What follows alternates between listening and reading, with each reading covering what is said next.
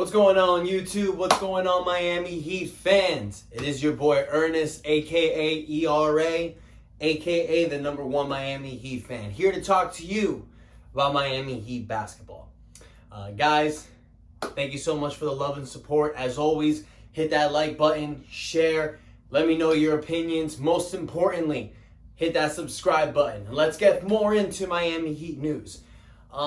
First thing I want to talk about, guys, before we get to the second half of the season, All-Star game, all that, the Myers-Leonard situation. Oh my God. He was playing video games over the weekend. I believe it was Twitch, something like that. And he said some anti-Semitic slurs, words I'm not going to say on this channel. It was very offensive to the Jewish people and wasn't cool. And his excuse was that he didn't know what the word meant. You know, it was just basically talking up his you-know-what. Slipped out. He apologized. But he's in pretty deep trouble. I heard the Miami Heat pretty much cut ties for him. He's going to be out indefinitely. He was already out for the season with the shoulder injury, but he's now out indefinitely. He's only contracted with us for this year. Next year, he has a team option, which obviously we see Miami Heat will not be picking up that option. But I wouldn't be surprised if they cut him from the team. They already have that $4.7 million injury exception for him. So I'm pretty sure they're going to try to get another player because they have that option. But yeah, pretty bad situation for Myers-Leonard. Should have kept his mouth shut. And remember, guys, the internet is forever, so be careful what you say. So moving on to Miami Heat news. So, All-Star Weekend happened. No Miami Heat players were in the event, which was crazy because last year in 2020, the Miami Heat dominated the All-Star event. Bam Adebayo won the skills contest. Derrick Jones Jr. won the slam dunk contest. Jimmy and Bam were both in the All-Star game. So it's crazy not seeing any Miami Heat representation. You know, Jimmy should have been there, but he declined because Bam wasn't chosen, which I still feel is not cool. But hey, it is what it is. But the Miami Heat, you know, second half of the season, feeling good, feeling positive, feeling great, man. You know, we're 18-18. We're 6th in the Eastern Conference right now. We're just 1 game down from the 4th seed. We're 4 games down from the 3rd seed. So, you know, you got it right there. You got the 76ers, you got the Nets, you got the Milwaukee Bucks. You got Boston at the 4th seed, but everybody's pretty much scrambling for that 4th position. So, the Miami Heat are right there. And the great thing about it is that the second half of the season, basketballreference.com actually recently posted that the Miami Heat have the 5th easiest schedule in the NBA. But they're all NBA teams. They're talented, so any game is up. But standings-wise, record-wise, Miami Heat are looking good. The next 10 games, they got the Magic, they got the Bulls, then they got the Magic again, the Cavs, the Grizzlies. They got a back-to-back against the Pacers. Then they got the Suns, the Blazers, and then the Hornets. Just one of those teams is the top team in their division. All the other games, they're very winnable games. You can see the Heat go on 7-3, 8-2, maybe possibly even 9-1. You know, record in their last 10 games. I'd love to see 10-0, but, you know, you got to be realistic. But, guys, we're seeing a lot of positivity going with this team. We have the record that we do right now because in the beginning of the season, we were struck with a lot of injury. Jimmy also caught COVID. So, a lot of these guys missed a lot of games. When they're together, they win. The Heat are 14-8 when they have Jimmy Butler in this lineup. So that's very positive, and that's going to be us positively moving forward. So I'm really excited about the second half of the season, guys. To get to some free agency news, as I'm sure every Miami Heat fan was over the weekend, you know, you had high hopes because Blake Griffin got bought out of his contract from Detroit. But he went to Brooklyn. You know, everybody saw it. I'm shocked that he took the minimum, but, you know, he got bought out, so money really wasn't an issue for him. You know, he just wants to go win somewhere. But now Brooklyn still has that that injury restricted contract for Spencer Dinwiddie, so they can use that to sign another player. You got DeMarcus Cousins out there who's still waiting to go to a team. It looks like Andre Drummond might get bought out of his contract from Cleveland. So Andre Drummond's going to be out there. And this is a very exciting time for contending teams in the NBA.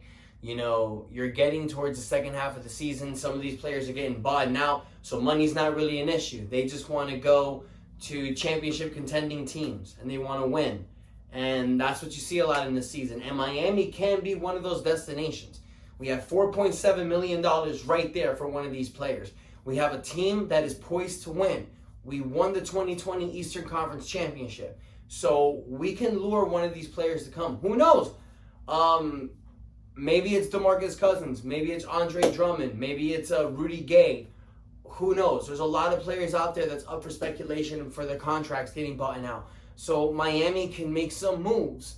Only time will tell. Some players I want to talk about. PJ Tucker also. There was rumors that Miami was looking into PJ Tucker. I think he's fine. He averages like 5 points, 5 rebounds. He can shoot the three. He's very versatile. He's a tough player. Fitting with this team, I don't know what he'll bring to the table that'll make the biggest deal. And Houston wants Tyler Hero or Duncan Robinson, so no. I don't see that happening. There's also rumors from Orlando Magic's Nikolai Vucevic, the all-star center. Guys, that'd be incredible, but to get a player like that, you have to give up a lot. You'd have to give up pretty much all of your young players. I'm pretty sure they would want a package of Goran Dragic, Kelly Olynyk, Tyler Hero, Precious Achiuwa, Duncan Robinson, like a package like that. That's what a lot of these teams are going to want. I like the Miami Heat. I like this team together. They showed a lot last year. It wasn't a fluke. They showed they can win games. With Jimmy, with this team 100% healthy, I like our odds. I don't think we should make a big-time trade unless it absolutely, positively benefits us. And the only way it's going to benefit us is if it benefits the other team that we're trading. Because we are giving this team possibly draft picks, young assets, or contract-expired players like Kelly Olynyk and Goran Dragic. So we need to get an incredible player. And I'm talking about a Bradley Beal. Maybe not giving up as much, but a Kyle Lowry. Victor Oladipo, I know he turned down that 2-year, $45 million contract extension from Houston. But I don't feel like it'd be in our best interest to give up so much for him. He's going to be a free agent this offseason. You have the space to get him, to bring him to this current roster. So for next year, it's going to look great. To trade for him, I don't know.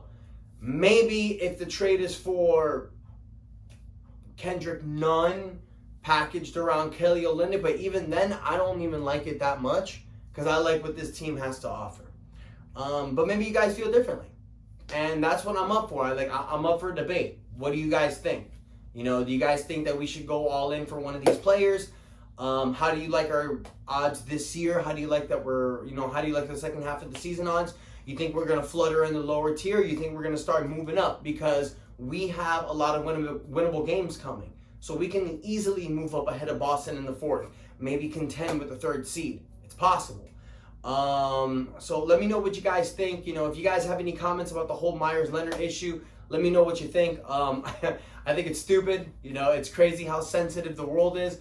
But, when you're that level of social life, when you are known to the world, and especially in this country, you need to watch what you say.